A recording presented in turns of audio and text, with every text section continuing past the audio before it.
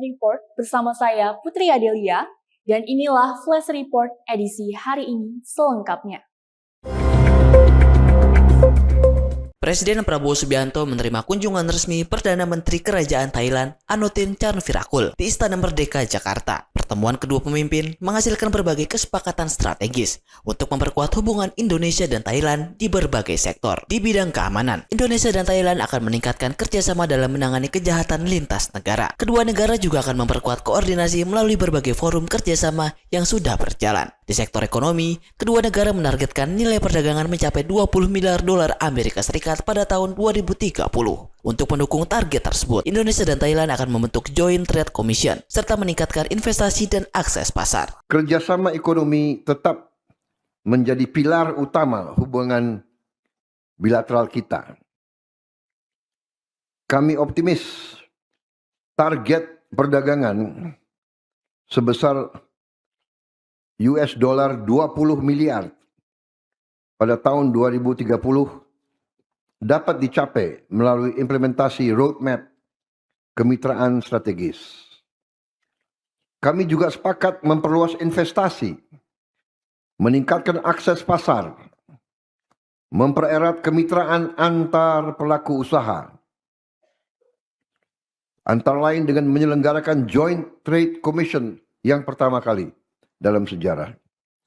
Kerjasama juga diperluas di bidang ketahanan pangan, energi, dan ekonomi digital. Selain itu, pembukaan rute penerbangan langsung Jakarta-Bangkok dan Denpasar-Phuket diharapkan mampu meningkatkan pariwisata, perdagangan, dan hubungan masyarakat kedua negara. Dalam pertemuan tersebut, kedua pemimpin juga membahas berbagai isu kawasan. Indonesia dan Thailand menegaskan pentingnya menjaga persatuan ASEAN, mendukung perdamaian di Myanmar, serta mendorong penyelesaian konflik internasional melalui jalur diplomasi. Tim Liputan Eljon Media melaporkan.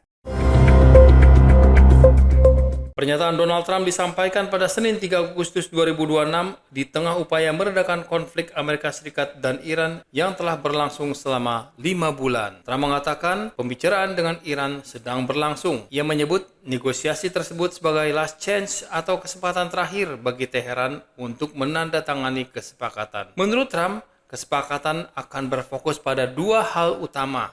Pertama, membuka kembali Selat Hormuz. Kedua, memastikan Iran menghentikan upaya pengembangan kemampuan nuklirnya. Trump sebelumnya juga menunda serangan besar baru terhadap Iran dengan alasan memberi ruang bagi upaya diplomasi. Washington mengatakan serangan akan dilanjutkan jika kesepakatan tidak segera tercapai. Nobody did it, and it was time, and we hit them hard with the B-2s more than a year ago now, and that knocked out their capability, their potential capability.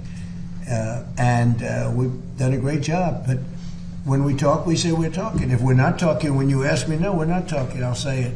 But we are talking right now, we're talking, and we're talking at the request of Iran, backed by Saudi Arabia, backed by UAE, and backed by Qatar in particular, but others also. Many countries called, the leaders of many, I'm friendly with a lot of them, almost all of them, one way or the other, and they all wanted to give this a last chance. This is a last chance.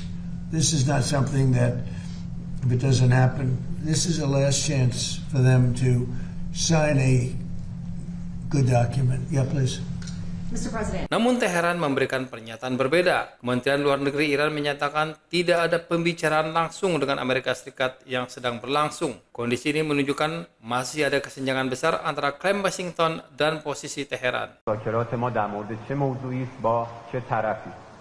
ما الان مذاکره‌ای با آمریکا نداریم. مذاکرات با عمان هست، متمرکز بر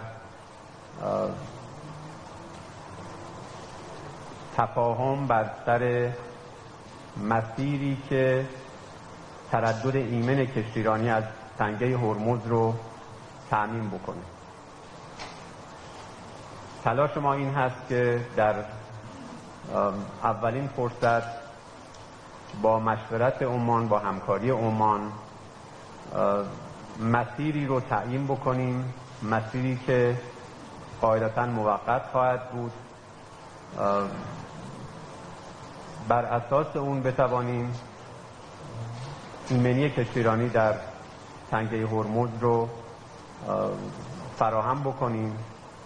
بنابراین این مذاکرات مذاکراتی دو جانبه بین دو دولت ساحلی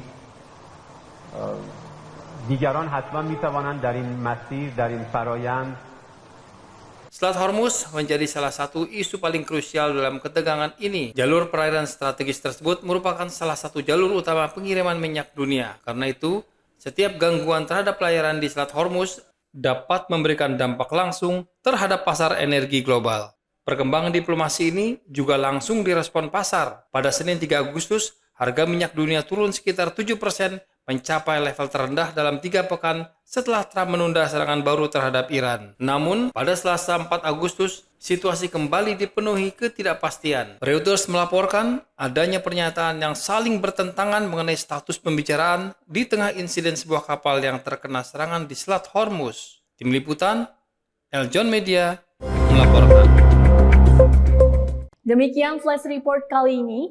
Ikuti terus berita terkini seputar pariwisata, bisnis, dan investasi di aljonnews.com.